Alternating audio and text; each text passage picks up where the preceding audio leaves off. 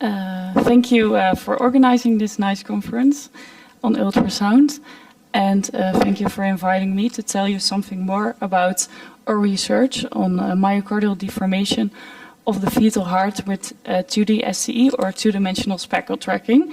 I will do that by telling you more about our research on the reference values of fetal strain with increasing gestation. First, I'm going to talk about what is 2D STE. I think a lot of you have a technical background. I'm a medical doctor, so I have a medical background, so I will do it from a medical point of view. Then I'm going to talk about why do we want to use speckle tracking in the fetus, and why do we want to do, and why do we want to measure strain in the fetus. Then I'm going to show you the research we have done on reference values of fetal strain. And at the end, I will end with some take-home messages. What is 2D STE? It's a promising tool to measure the fetal cardiac function. At the moment, it's not working, I think. No. At the moment, the picture for you on the right, we only look at the anomaly scan at the 20 weeks ultrasound scan of the baby, and we look for structural defects. So now what I was telling, now we do an anomaly scan of the fetal heart to actually only look for structural defects, and that's what you see on the right. And we look at the ultrasound image on the fetal four-chamber view of the heart, and we look at the great vessels. We also do that with color Doppler to look at if the flow is right. But what we don't have is a measurement for fetal cardiac function. And what would be interesting, no, it's not working, the video, I think. But I have a video here. Can you click on it from the presentation? Thank you. So what you can do with speckle tracking is to measure the cardiac function of the fetal heart from the right and the left ventricle. As you can see in the video, you measure the deformation of the myocardial wall during one cardiac cycle, and then you can measure the pump function of the fetal heart.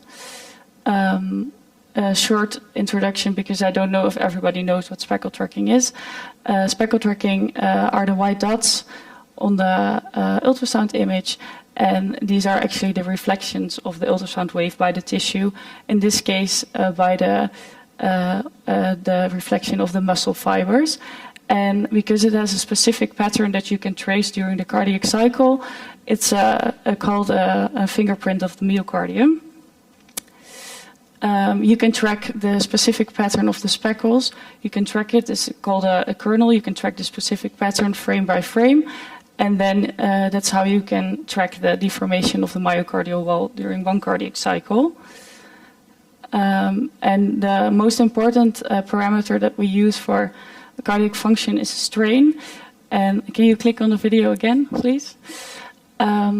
Strain is actually the shortening of the muscle from an end diastolic length to an end systolic length. And as you can see here, it's a negative value because it's from the end diastolic to the end systolic length. You can measure it in 3 directions: in the length, the longitudinal one, in the circumferential one during one contraction of the heart, and you can measure the thickness of the myocardial wall, the radial deformation. But we will look in the fetus because the heart is really small.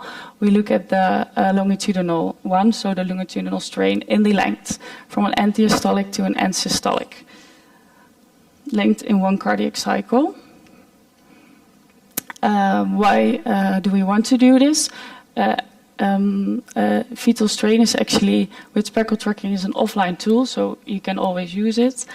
It's easy to use. We believe it's an user-friendly tool, easy to learn. It's already been shown by literature that it's feasible and reproducible in the fetal heart, and it's less angle independent than other techniques that measure fetal cardiac function that use Doppler.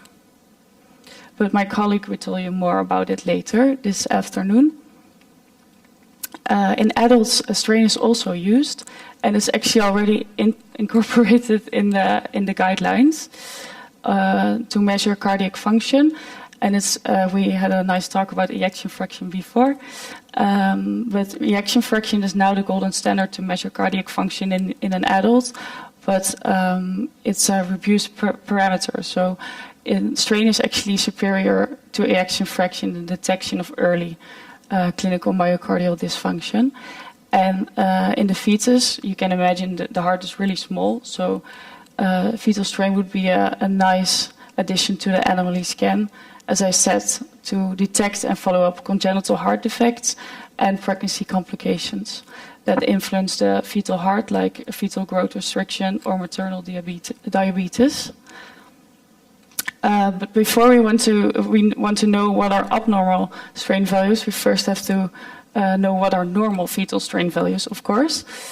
That's what we did, to look in the literature and to do a systematic review on what is already known on fetal strain during pregnancy with increasing gestation. This is a really complex table that you don't have to read, but our conclusions were that there were 23 studies included that looked at fetal strain during pregnancy, and most of them had a suboptimal study design. They used a cross-sectional one, and it's better to use a longitudinal one that you use the same fetuses every time. But what we saw is that there's a lot of variation between the studies. So the gestational ages went from 12 weeks gestational age to 42. There were only done sometimes 2 measurements, sometimes 5 during pregnancy. The frame rates were really different. Some used really low frame rates around 30, so that's not conform the guidelines. And there are different ultrasound devices and different speckle tracking software was used. And that leads to strain values that were very contradictory. You couldn't compare the strain values anymore, and some of the studies said that strain would increase during pregnancy, some said it would be stable, and some said even it would decrease. So there's a lot of information, but it's really contradictory. So that's why we did our own study. And we did a longitudinal prospective study of 100 plus fetuses with a big group of healthy fetuses with healthy mothers.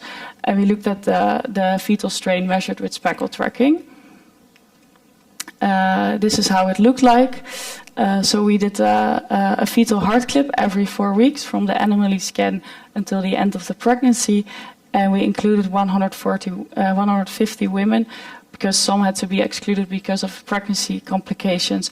And we already knew that some had to be excluded because of the quality image was too low. And we ended with 124 fetuses and 600 plus clips to make our reference values. This is how it looks. Tomtec software, that's the speckle software that we used. This is an offline analysis where you point out the apex with the red dots. At the initiation of the valves, you point a dot. That's what you do manually. Then the software tracks on the image next to it, tracks where the myocardial wall is. And then you can still manually adjust that, because if you are not satisfied, then you can adjust it. Then you can look this is a moving video, you can look during the contraction if you are still satisfied that the software tracked it well. And at the end, if you are satisfied, it will calculate your strain values. So you can see there's a lot of manual things still in it. So I think the software still has to be better. But if you are trained well, then you can manually adjust it well. These are our results on the longitudinal strain in the left ventricle.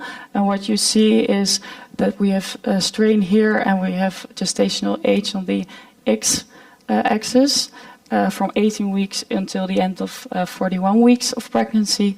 And we see a small increase of the strain during pregnancy. This is for the right. Also, we see a small increase during pregnancy of the strain. And our conclusions are that strain is dependent of gestational age. And strain values increase with an increasing gestation. We think that's because the fetal heart matures during pregnancy, and also preload and afterload and contractility change during the pregnancy a lot.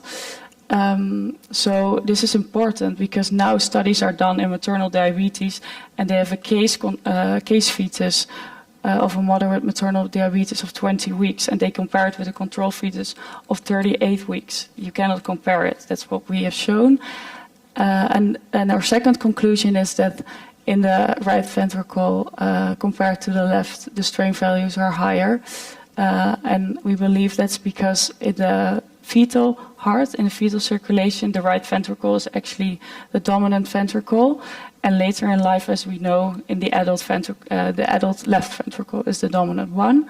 And also the architecture of the right and the left ventricle is different. So I will end with my take-home messages, that speckle tracking is a promising tool to measure cardiac function, in addition to that we only look now at structural defects. We have determined reference values measured with speckle tracking software, but a notification is that it's only with Tomtec software, and there are still on the market a lot of speckle softwares.